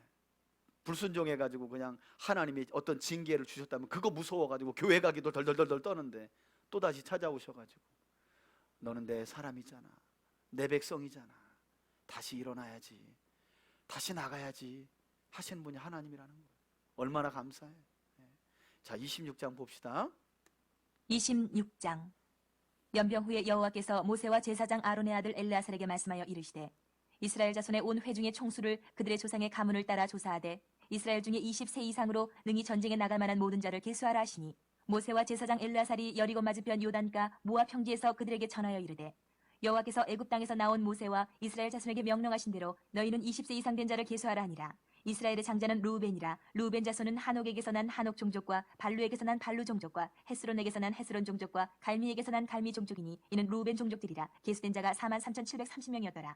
발루의 아들은 엘리압이요 엘리압의 아들은 느무엘과 다단과 아비람이라. 이 다단과 아비람은 회중 가운데서 부름을 받은 자들이니 고라의 무리에 들어가서 모세와 아론을 거슬러 여호와께 반역할 때에 땅이 그 입을 벌려서 그 무리와 고라를 삼킴에 그들이 죽었고 당시에 불이 250명을 삼켜 징표가 되게 하였으나 고라의 아들들은 죽지 아니하였더라. 시므온 자손의 종족들은 이러하니 반역에 함께 참여하지 않은 거죠. 고라의 아들들은. 느무엘에게서 난 느무엘 종족과 야민에게서 난 야민 종족과 야긴에게서 난 야긴 종족과 세라에게서 난 세라 종족과 사울에게서 난 사울 종족이라. 이는 시므온 종족들이니 계수된 자가 22,200명이었더라. 가차손의 종족들은 이러하니 스본에게서 난 스본 종족과 학기에게서 난 학기 종족과 순이에게서 난 순이 종족과 오스니에게서 난 오스니 종족과 에리에게서 난 에리 종족과 아롯에게서 난 아롯 종족과 아렐리에게서 난 아렐리 종족이라. 이는 가차손의 종족들이니 계수된 자가 45,500명이었더라. 유다의 아들들은 에루와 오난이라. 이 에루와 오난은 가나안 땅에서 죽었고 유다 자손의 종족들은 이러하니 셀라에게서 난 셀라 종족과 베르스에게서 난 베르스 종족과 세라에게서 난 세라 종족이며 또 베르스 자손은 이러하니 헤스론에게서 난 헤스론 종족과 하물에게서 난 하물 종족이라. 이는 유다 종족들이니 계수된 자가 76,500명이었더라. 이사갈 자손의 종족들은 이러하니 돌라에게서 난 돌라 종족과 부하에게서 난 부니 종족과 야습에게서 난 야습 종족과 시므론에게서 난 시므론 종족이라. 이는 이사갈 종족들이니 계수된 자가 64,300명이었더라. 스불론 자손의 종족들은 이러하니 세렛에게서 난 세렛 종족과 엘론에게서 난 엘론 종족과 얄레엘에게서 난 얄레엘 종족이라. 이는 스불론 종족들이니 계수된 자가 65,500명이었더라. 요셉의 아들들의 종족들은 문하세와 에브라임이요 문하세의 자손 중 마길에게서 난 자손은 마길 종족이라. 마길이 길앗을 낳았고 길앗에게서 난 자손은 길앗 종족이라. 길앗 자손은 이러하니 이에셀에게서 난 이에셀 종족과 헬렉에게서 난 헬렉 종족과 아스리엘에게서 난 아스리엘 종족과 세김에게서 난 세김 종족과 스미다에게서 난 스미다 종족과 헤벨에게서 난 헤벨 종족이며 헤벨의 아들 슬로브앗은 아들이 없고 딸뿐이라. 그 딸의 이름은 말라와 노아와 호글라와 밀가와 디르사니 이는 문하세의 종족들이라. 계수된 자가 52,700명이었더라. 예, 특별히 슬로보아스의 딸들 이야기는 민수기 후반에도 2번이나 다시 한번 반복됩니다. 여호와의 기업을 아버지께 하나님이 그들의 아버지에게 주신 여호와의 기업을 아주 사모한 그런 딸들이죠. 에브라임 자손의 종족들은 이러하니 수델라에게서 난 35절. 수델라 종족과 베겔에게서 난 베겔 종족과 다한에게서 난 다한 종족이며 수델라 자손은 이러하니 에란에게서 난 에란 종족이라. 이는 에브라임 자손의 종족들이니 계수된 자가 32,500명이라. 이삭은 그 종족을 따른 요셉 자손이었더라. 베냐민 자손의 종족들은 이러하니 벨라에게서 난 벨라 종족과 아스벨에게서 난 아스벨 종족과 아히람에게서 난 아히람 종족과 스부밤에게서 난 스부밤 종족과 후밤에게서 난 후밤 종족이며 벨라의 아들들은 아릇과 나아만이라. 아르덱에서 아르 종족과 나아만에게서는 나아만 종족이 났으니 이는 그들의 종족을 따른 베냐민 자손이라. 계수된 자가 45,600명이었더라. 단 자손의 종족들은 이러하니라. 수함에게서 수함 종족이 났으니 이는 그들의 종족을 따른 단 종족들이라. 수함 모든 종족의 계수된 자가 64,400명이었더라. 아셀 자손의 종족들은 이러하니 임나에게서 난 임나 종족과 이스위에게서 난 이스위 종족과 부리아에게서 난 부리아 종족이며 부리아의 자손 중 헤벨에게서 난 헤벨 종족과 말기엘에게서 난 말기엘 종족이며 아셀의 딸의 이름은 세라라. 이는 아셀 자손의 종족들이니 계수된 자가 53,400명이었더라. 납달리 자손은 그들의 종족대로 이러하니 야셀에게서 난 야셀 48절입니다. 종족과 구니에게서 난 구니 종족과 예셀에게서 난 예셀 종족과 실렘에게서 난 실렘 종족이라. 이는 그들의 종족을 따른 납달리 종족들이니 계수된 자가 45,400명이었더라. 이스라엘 자손의 계수된 자가 60만 1,730명이었더라. 여호와께서 모세에게 말씀하여 이르시되 이 명수대로 땅을 나눠주어 기업을 삼게 하라. 수가 많은 자에게는 기업을 많이 줄 것이요 수가 적은 자에게는 기업을 적게 줄 것이니 그들이 계수된 수대로 각기 기업을 주되 오직 그 땅을 제비 뽑아 나누어 그들의 조상 지파의 이름을 따라 얻게 할지니라. 그 다소를 막론하고 그들의 기업을 제비 뽑아 나눌지니라. 레위인으로 계수된 자들의 종족들은 이러하니 게르손에게서 난 게르손 종족과 고핫에게서 난 고핫 종족과 무라리에게서 난 무라리 종족이며 레위 종족들은 이러하니 림니 종족과 헤브론 종족과 말리 종족과 무시 종족과 고라 종족이라. 고핫은 아므람을 낳았으며 아므람의 처의 이름은 요게벳이니 레위의 딸이요 애굽에서 레위에게서 난 자라. 그가 아므람에게서 아론과 모세와 그의 누이 미리암을 낳았고 아론에게서는 나답과 아비후와 엘라살과 이다말이 났더니 나답과 아비후는 다르보를 여호와 모세의 앞에 족보 들이다가 죽었더라. 이야기죠. 1개월 이상으로 계수된 레위인의 모든 남자는 2만 3천 명이었더라. 그들은 이스라엘 자손 중 계수에 들지 아니하였으니 이는 이스라엘 자손 중에서 그들에게 준 기업이 없음이었더라. 이는 모세와 제사장 엘라살이 계수한 자라. 그들이 여리고 맞은편 요단과 모압 평지에서 이스라엘 자손을 계수한 중에는 모세와 제사장 아론이 시내 광야에서 계수한 이스라엘 자손은 한 사람도 들지 못하였으니 이는 여호와께서 그들에게 대하여 말씀하시기를 그들이 반드시 광야에서 죽으리라 하셨습니다. 이러므로 여분네 아들 갈렙과 눈의 아들 여호수아 외에는 한 사람도 남지 아니하였더라. 아멘, 아멘. 여러분 왜 이렇게 힘들고 지치게 이렇게 지파별로 또 족장들과 이 이야기를 얼마 남았다 했을까요? 사실 여러분 그 애굽에서 나올 때 장정들만 이렇게 인구 조사했을 때 60만 3,550명이었어요. 근데 지금 이제 40년 후에 조사를 해보니까 60만 1,730명이에요. 근데 거의 조금 60만 3,550명이었다가 1,730명이 있기 때문에 거의 비슷해요. 그죠? 그러니까 제일 많이 줄은 건 시므온 지파예요. 3만 7천 명이 줄었어요. 시므온 지파는 워낙 중간에 반역을 많이 했기 때문에. 왜 이 이야기를 민수기 서두의 인구조사 60만 3,550명 26장에 가서 40년 후에 60만 명 거의 비슷해요. 여러분 거의 비슷한 것에 대해서 저는 이전에 더 늘어나야지 왜 안 늘어났을까 반역을 해서 이런 생각도 했는데 그런 의미보다는 지금 40년 지나면서 우리가 민수기를 보면서 이스라엘은 끊임없이 하나님께 뭐 했어요? 불순종했죠. 바알볼 사건만 봐도 그렇죠. 그렇다면 그들이 불순종한 것에 대해서 하나님의 징계가 온전히 임했다면 이 숫자가 있을 수 있을까요? 없을까요? 없죠. 그럼 이 이야기는 뭘 해주는 거예요? 하나님의 은혜라는 거예요. 다 죽어 멸망할 수밖에 없는 이들이었는데 하나님이 비슷하잖아요. 60만 3,550명과 60만 1,730명이에요. 거의 비슷하게 하나님이 40년 동안 눈만 뜨면 모세의 멱살 잡고 불평하고 여호와와 언약을 불신했던 백성인데 하나님이 거의 애굽에서 나올 때의 숫자를 맞춰주신 거예요. 하나님의 은혜입니다. 은혜. 그게 중심이라는 거예요. 하나님의 은혜. 2차 인구 결과에 우리가 인구 결과 조사가 우리에게 주는 교훈이 40년 동안 눈만 뜨면 불평한 민족이었지만 하나님이 그들을 지키시고 보호하셨다는 거예요. 자, 아까도 소개되었지만 여기 므낫세 지파의 그 마길의 그 자손 중에 헤벨의 아들 슬로보앗의 딸 이야기가 이제 27장에 나오는데요. 자, 27장까지만 오늘 27장까지만 보고 기도하도록 하겠습니다. 27장. 요셉의 아들 므낫세 종족들에게 므낫세의 현손 마길의 증손 길르앗의 손자 헤벨의 아들 슬로보앗의 딸들이 찾아왔으니 그의 딸들의 이름은 말라와 노아와 호글라와 밀가와 디르사라.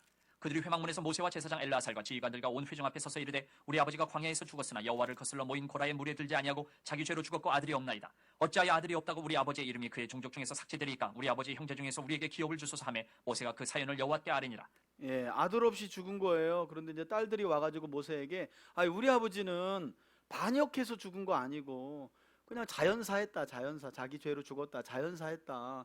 근데 아버지에게는 아들이 없는데 우리 아버지에게 준 기업이 딸들에게는 상속법이 없으니까 다 날아가게 생겼는데 우리도 여호와의 백성인데 우리 아버지에게 주신 기업 우리가 좀 얻게 해달라 그랬더니 모세가 이거 난감한데 율법에는 없는데 잠깐만 기다려봐 이런 내용이죠. 6절 여호와께서 모세에게 말씀하여 이르시되 그때 하나님 말이 말씀하십니다. 오르니 너는 반드시 그들의 아버지의 형제 중에서 그들에게 기업을 주어 받게 하되 그들의 아버지의 기업을 그들에게 돌릴지니라. 너는 이스라엘 자손에게 말하여 이르기를 사람이 죽고 아들이 없으면 그의 기업을 그의 딸들에게 돌릴 것이요 딸도 없으면 그의 기업을 그의 형제에게 줄 것이요 형제도 없으면 그의 기업을 그의 아버지의 형제에게 줄 것이요 그의 아버지의 형제도 없으면 그의 기업을 가장 가까운 친족에게 주어 받게 할지니라 하고 나 여호와가 너 모세에게 명령한 대로 이스라엘 자손에게 판결의 규례가 되게 할지니라. 여호와께서 모세에게 이르시되 너는 이 아바림 산에 올라가서 내가 이스라엘 자손에게 준 땅을 바라보라. 본 후에는 네 형 아론이 돌아간 것 같이 너도 조상에게로 돌아가리니 이는 신광야에서 회중이 분쟁할 때 너희가 내 명령을 거역하고 그 물가에서 내 거룩함을 그들의 목전에 나타내지 아니하였음이니라. 이 물은 신광야 가데스의 무리바 물이니라. 모세가 여호와께 여짜와 이르되 여호와 모든 육체의 생명의 하나님이시여 원하건대 한 사람을 이 회중 위에 세워서 모세가 이제 여호수아에게 이제 지도자의 자리를 위임하는 내용입니다. 그로 그들 앞에 출입하며 그들을 인도하여 출입하게 하사 여호와의 회중이 목자 없는 양과 같이 되지 않게 하옵소서. 여호와께서 모세에게 이르시되 눈의 아들 여호수아는 그 안에 영이 머무는 자니 너는 데려다가 그에게 안수하고 그를 제사장 엘르아살과 온 회중 앞에 세우고 그들의 목전에서 그에게 위탁하여 내 존귀를 그에게 돌려 이스라엘 자손의 온 회중을 그에게 복종하게 하라. 그는 제사장 엘르아살 앞에 설 것이요 엘르아살은 그를 위하여 우림의 판결로서 여호와 앞에 물을 것이며 그와 온 이스라엘 자손 곧 온 회중은 엘르아살의 말을 따라 나가며 들어올 것이니라. 모세가 여호와께서 자기에게 명령하신 대로 하여 여호수아를 데려다가 제사장 엘르아살과 온 회중 앞에 세우고 그에게 안수하여 위탁하되 여호와께서 모세에게 명령하신 대로 하였더라. 아멘. 아멘. 특별히 이 민수기 27장 12절 후반 이 모세가 이스라엘을 인도하는 지도자의 자리를 여호수아에게 넘겨주는 이 내용은요, 오늘날 사실은 목회 세습이라는 문제 때문에 한국 교회가 많은 어려움을 당하고 있는 상황 속에서 우리에게 주는 메시지가 크죠. 예. 그러니까 구약의 내용을 갖다가 자기 입맛에 맞게 제사장도 자기 아들에게 직을 줬으니까, 여러분 그렇게 적용하면 그건 정말 어디 가서 무식한 이야기를 듣습니다. 그런 내용을 가지고 차라리 아이가 똑똑하고 교인들이 원하기 때문에 이게 낫지, 구약의 제사장들도 아버지의 직분을 아들에게, 이걸 어떻게 목회의 세습에 갖다가 붙여요? 이건 너무 비성경적인 거예요. 맞지 않는 거예요. 오히려 여기 보면 여러분 모세에게 아들이 없어요? 없었죠. 그래서 여호수아 입양해 갖고 준 거죠? 아니요, 두 아들이 있어요, 모세에게. 근데 아들에게 안 주고 누구에게? 여호수아에게 지도자 직분을 주잖아요. 왜 그랬을까요? 첫 번째, 여호수아는 하나님이 택한 사람이었어요. 그러니까 어떤 담임 목사님이 교회를 크게 만든 다음에 아들에게 준다면 그 아들이 여호와께서 택한 자라는 분명한 증거가 있어야 되는 거예요. 하나님의 음성이 있든지. 그거 없잖아요. 그걸 낼 수도 없고. 그렇게 막 갖다 하면 안 되는 거예요. 두 번째, 오늘 성경에 보면 여호수아는 하나님의 영이 머무는 자였다라는 거예요. 아무나 갖다가 그냥 아유 이거 기업처럼 키웠는데 아까우니까 이거 내 새끼한테 줘서 먹고 살게, 대대로 먹고 살게 해야지. 이거 기업하고 교회가 뭐가 달라요? 그죠? 이게 심각한 거예요, 심각한 거. 이렇게 하나님이 택한 자였고 여호수아는 하나님의 영이 머무는 자였기 때문에 지도자직을 위임받았다는 겁니다. 자, 오늘은 여기까지 하고요. 한 10분간 우리 들은 말씀 붙들고 함께 좀 기도하길 원합니다. 우리 기도할 때 여기 요거 좀 꺼주시겠어요? 요거 밝은 것도. 자, 첫 번째 우리 기도할 것은요, 여기 앞에 보시는 것처럼 저명한 술사였던 발람이라도 탐욕에 사로잡히자 미물인 나귀도 보는 것을 보지 못하는 존재가 되어버렸다라고 이야기해요. 우리 시간 기도할 때 하나님, 우리 마음이 탐욕이나 욕심에 사로잡혀서 하나님과 하나님의 말씀을 보지도 또 듣지도 못하는 일이 일어나지 않도록 성령께서 우리의 마음을 지키시고 또 바르게 볼 수 있도록 은혜 달라고 우리 시간 여기 앞에 보셨죠, 그죠? 혹시 말씀을 들으면서 여러분 스스로가 내가 지금 어떤 탐욕에 내가 지금 거기에 너무 치우쳐 있구나라는 생각이 들고 깨달음이 온다면 주님, 그것 때문에 보지 못하고 그것 때문에 하나님의 말씀을 듣지 못하는 일이 없도록 저희 가정을 또 우리 교회를 불쌍히 여겨달라고 우리 다 같이 한번 주여 한번 부르며 기도하겠습니다. 주여,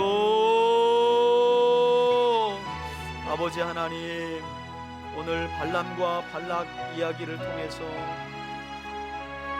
하나님의 영을 받고 하나님의 형상을 따라 만들어진 우리 인간일지라도 그가 탐욕에 사로잡히면 미물인 나귀가 보고 나귀가 듣는 음성도 보지 못하는 나약한 존재일 수밖에 없음을 오늘 말씀을 통하여 깨닫습니다. 주님, 우리의 마음은 어떻습니까? 지금 우리의 마음은 탐욕과 음행과 온갖 죄악에 이끌려 가고 있지는 않습니까? 그것으로 인해 하나님이 멈추라 하시고 하나님이 그만하라 하시는 말씀과 그 음성을 보지 못하고 듣지 못하고 있지는 않습니까? 주님, 오늘 주의 말씀을 마음에 새길 수 있도록 도와주옵소서. 하나님이 기뻐하시는 길이 아니라면, 하나님의 뜻이 아니라면 지금 여기에서 멈출 수 있도록 은혜 더하여 주옵소서. 주님, 도와주옵소서. 멈출 수 있는 용기를 우리에게 주옵소서. 그만할 수 있는 믿음을 우리에게 더하여 주시옵소서. 주님, 발람과 같은 길을 걸어가지 아니하도록 도와주시옵소서. 하나님의 음성이 분명하고 하나님의 말씀이 분명하였음에도 불구하고 탐심에 이끌려 욕심에 이끌려 발락을 쫓아갔던 발람, 주님 우리의 삶이 그와 같지 않도록 인도하여 주옵소서. 우리의 가정을 위하여 기도합니다. 하나님 우리 자녀들을 위하여 기도합니다. 탐심과 죄악에 이끌려 하나님과 하나님의 말씀을 저버리지 않도록 도와주옵소서. 여러가지 환경과 상황을 통해 말씀하시는 하나님의 음성을 보게 하시고 하나님의 음성을 들을 수 있도록 인도하여 주옵소서. 하나님 우리가 기도할 때 하나님의 말씀을 통해 우리 기도 제목을 분별하고 그것이 아버지를 위한 것이며 우리 자신을 위한 것인지 곰곰하게 분별하여 분별한 뒤에 기도할 수 있도록 인도하여 주옵소서. 우리의 기도가 하나님 앞에 가증히 여긴 바 되지 않도록 주님 인도하여 주옵소서. 그런 믿음의 삶을 살아가는 우리 성도들 되게 하여 주시길 원합니다. 주님 은총을 더하여 주옵소서. 우리 3대 교회가 그와 같은 교회 공동체로 살아갈 수 있도록 도와주옵소서. 우리의 눈을 열어주시고 귀를 열어주시옵소서. 진리의 말씀을 통해 닫혀진 눈과 닫혀진 귀가 열려질 수 있도록 주님 우리와 우리 가정과 자녀들과 교회와 이 땅의 모든 주님의 몸된 하나님의 사람들을 기억하여 주옵소서. 아멘. 우리 두 번째 기도 제목입니다. 두 번째는 주술사 발람은 이스라엘을 저주하려고 할 때마다 세 번이나 하나님의 임재 가운데 이스라엘을 향한 놀라운 복을 예언하였습니다. 우리 시간 기도할 때 하나님 이 땅에는 이스라엘을 해할 점술이나 복술이 없는 것처럼 그리스도 예수를 구주로 믿어 거룩하고 또 하나님의 자녀된 성도를 해할 점술이나 주술도 없다는 것을 믿습니다. 하나님의 자녀된 이 권세를 확신하며 담대히 살아갈 수 있도록 어떤 것도 두려워하거나 무서워하지 않도록 주님 도와주시고 우리 안에 계신 예수님이 가장 강하신 분이심을 깨닫고 세상의 어떤 복술과 주술과 마술도 우리를 해할 수 없다는 믿음의 확신을 가지고 진리의 말씀만 쫓아 살아가는 우리와 우리 가정과 자녀가 되게 해달라고 우리 주여 한번 부르며 기도합니다. 주여 아버지 하나님, 저명한 거짓술사 발람이라도 이스라엘을 지키시고 보호하시는 하나님을 거스를 수 없었고 이스라엘을 해할 수 없었습니다. 하나님 그 어떤 복술과 그 어떤 점술도 그 어떤 저주도 그리스도 예수 안에 있는 우리를 해할 수 없다는 사실을 믿습니다. 주님 이 믿음을 가지고 세상 가운데 담대하게 살아갈 수 있도록 인도하여 주옵소서. 그 어떤 누구의 저주도 그리스도 예수 안에 있는 우리를 해할 수 없습니다. 주님 이 굳은 믿음을 가지고 살아가게 하여 주옵소서. 하나님의 자녀들에게는 하나님께서 그리스도 예수의 이름 안에서 놀라운 권세를 주신 줄 믿습니다. 그 권세를 의지하며 살아가는 우리와 우리 가정과 우리 자녀들 그리고 우리 교회 공동체가 되게 하여 주옵소서. 오히려 예수 그리스도의 말씀과 진리의 말씀을 가지고 세상에서 복술과 이제 하나님 점수를 가지고 영혼들을 해하는 자들을 대적하고 진리 가운데 그들을 구원하여 하나님께로 인도할 수 있도록 우리에게 은혜를 더하여 주옵소서. 두려워질 말게 하시고 담대할 수 있도록 인도하여 주옵소서. 하나님 그리스도 예수님의 이름이 온 세상 위에 가장 높고 뛰어나며 능력 있는 이름인 줄 믿습니다. 예수의 이름만 의지하며 담대함으로 살아가는 우리와 우리 가정과 하나님 우리 교회 공동체가 될 수 있도록 인도하여 주옵소서. 그런 담대한 믿음을 우리에게 허락하여 주시길 원합니다. 주님 도와주옵소서. 누군가의 말로 인해 상처받고 누군가의 저주로 인하여 마음에 두려움과 염려가 있다면 이 시간 하나님의 약속을 믿고 모든 염려는 떠나갈지어다. 우리 성도들의 마음을 붙들고 있는 악한 말들, 상처 주는 말들, 저주의 말들은 이 시간 예수의 이름으로 끊어질지어다. 하나님 아버지 그리스도 예수님 안에 있는 우리는 그 어떤 복술과 점술과 저주로 해할 수 없음을 믿습니다. 하나님의 자녀되는 권세를 가진 것이 우리의 신분인 줄 믿습니다. 이 믿음에서 하나님이 이 믿음을 잃지 않도록 도와주옵소서. 이 믿음을 잃어버리지 않도록 주님 인도하여 주옵소서. 아멘 아멘. 세 번째 기도 제목입니다. 세 번째는 부올에서 바알신을 음행하며 숭배한 사건은 이스라엘에게 가장 무서운 적은 외부의 적이 아니라 바로 내부의 적인 그들 자신이라는 사실을 우리에게 교훈합니다. 여러분 특별한 경우를 빼고는 물론 정말 우리 삶을 살아가다 보면 어떨 때는 가장 가까운 가족 때문에 상처받고 내 인생이 괴로울 때가 있죠. 그러나 여러분, 가만히 우리 삶을 돌아보고 우리 자신의 마음을 돌아보면 결국 우리의 삶이 고난을 당하고 어려움 당하는 것은 이스라엘과 마찬가지로 우리 스스로가 우리 마음에 죄악을 품음으로, 탐욕과 욕심에 빠짐으로 우리가 이렇게 고난당하고 어려움을 당하는 것을 보게 됩니다. 이 시간 기도할 때 주님, 탐심과 음행을 비롯한 모든 죄악으로부터 우리의 마음을 지켜주시고 오직 주의 말씀과 성령으로 충만하여 자신을 잘 다스려 남은 인생 믿음 안에서 승리하는 우리와 우리 가정 그리고 교회 공동체 되게 해달라고 우리 주여 한번 부르며 기도합니다. 주여, 아버지 하나님, 이스라엘의 고난과 멸망은, 그들의 고통은 외부의 적인 발락과 발람이 아니었습니다. 결국 그들 마음에 있는 탐심과 음행이라는 죄악이 하나님과의 사이를 내었고 하나님과의 관계를 멀어지게 하였고, 그로 인해 그들은 고통 가운데 멸망당하고 죽을 수밖에 없었습니다. 아버지 하나님, 이 시간 우리의 마음에 모든 죄악을 회개합니다. 우리 안에 있는 탐심과 음행과 거짓과 위선과 모든 죄악들을 이 시간 주 앞에 내려놓기를 원합니다. 하나님, 우리 인생에 고난이 찾아오고 어려운 이유는 바로 외부의 문제가 아니라 우리 내부의 문제라는 사실을 기억하게 하여 주옵소서. 우리 가정의 문제도 우리 내부에 있습니다. 교회 공동체의 문제도 내부에 있습니다. 우리 자신의 문제도 내부에 있습니다. 어쩌면 자식의 문제도 내부에 있습니다. 아버지 하나님, 외부에서 누군가를 탓하며 환경 탓하지 않게 하여 주시고 우리 마음을 잘 점검하고 다스리고 절제하여 주의 말씀을 따라 살아가며 형통하고 복된 삶을 살아갈 수 있도록 인도하여 주옵소서. 그런 믿음의 삶을 살아가는 우리 성도들과 교회와 가정 되기를 원합니다. 주님 도와주옵소서. 특별히 우리 자녀들을 위하여 기도합니다. 하나님, 온갖 죄로 인하여 하나님과의 관계가 멀어지지 않도록 우리 자녀들을 불쌍히 여겨 주옵소서. 하나님, 이사야 선지자를 통해 말씀하시기를 죄악이 너희와 우리 사이를 내었다고 말씀합니다. 주님, 우리 자녀들이 죄악 가운데 살아가지 않게 하시고 진리의 말씀 가운데 넘어질지라도 다시 일어나 하나님 손에 붙들려 살아갈 수 있도록 도와주옵소서. 주님, 우리 자녀들을 불쌍히 여겨주옵소서.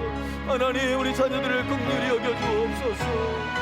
그리하여 하나님께서 우리 자녀들의 마음을 날마다 믿음 가운데 단단하게 하시고 담대하게 하시고 용기를 가지고 주의 이름을 붙들고 기도하며 어떤 일이든 감당해낼 수 있는 하나님의 사람들로 자라가게 하여 주옵소서. 우리 교회가 그런 믿음의 자녀들을 세워가는 복된 교회가 되길 원합니다. 주님, 인도하여 주옵소서. 하나님 도와주옵소서. 하나님, 그런 믿음의 사람들, 믿음의 가정 될 수 있도록 인도하여 주옵소서.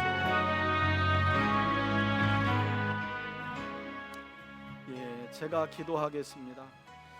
아버지 하나님, 오늘은 광야 40년째 있었던 모압 평지에서 있었던 발락 사건에 관한 말씀을 우리가 함께 상고하였습니다. 그리스도 예수 안에 있는 우리를 해할 이 땅에 그 어떤 복술이나 그리고 점술이나 저주도 없는 줄 믿습니다. 왜냐하면 그리스도 예수님께서 2000년 전 십자가를 지심으로 우리 인생의 모든 저주를 이미 끊어내셨기 때문인 줄 믿습니다. 우리 성도들이 이 믿음의 확신을 가지고 살아갈 수 있도록 은혜도 하여 주옵소서. 다만 주님, 우리에게 믿음을 주셨는데 이 믿음의 길을 따라가다 우리 마음의 탐욕에 사로잡혀 우리의 눈이 어두워지거나 우리의 귀가 멀어지지 않도록 주님 자비와 긍휼을 베풀어 주셔서 하나님의 음성을 쫓아가게 하시고 하나님의 말씀을 보며 따라갈 수 있도록 은혜 더하여 주시옵소서. 우리 신앙과 인생의 가장 큰 적은 우리 가족이나 외부나 누군가가 아니라 바로 나 자신이라는 사실, 하나님을 거절하고 거부하며 살아가는 나 자신이라는 사실을 기억하며 하나님, 우리 자신이 성령에게 붙잡히게 하시고 말씀에게 사로잡히게 하시고 그래서 진리의 말씀 안에 우리 자신을 잘 다스리고 절제하여 복되고 형통한 믿음의 삶을 살아갈 수 있도록 인도하여 주옵소서. 하나님, 이제 오후 시간과 남은 한 주도 하나님 은혜 가운데 함께 해주시고 또 우리 성도들에게 평안 주시고 사업을 경영하는 분들에게는 하나님께서 형통함과 복을 더하여 주옵소서. 축복하며 예수님의 거룩하신 이름으로 기도합니다. 아멘. 이제는 우리 주 예수 그리스도의 은혜와 하나님 아버지의 사랑과 성령의 교통하심이 그리스도 예수 안에서 하나님의 자녀되는 권세를 다시 한번 말씀 안에서 확인하고 진리의 말씀과 성령을 통해 날마다 우리 자신과 마음을 점검하여 잘 다스리고 절제함으로 하나님의 약속하신 복과 은혜를 누리며 살아가기를 소원하는 우리 성도들 머리머리 위에 이제로부터 영원토록 함께 계실지어다. 아멘. 아멘.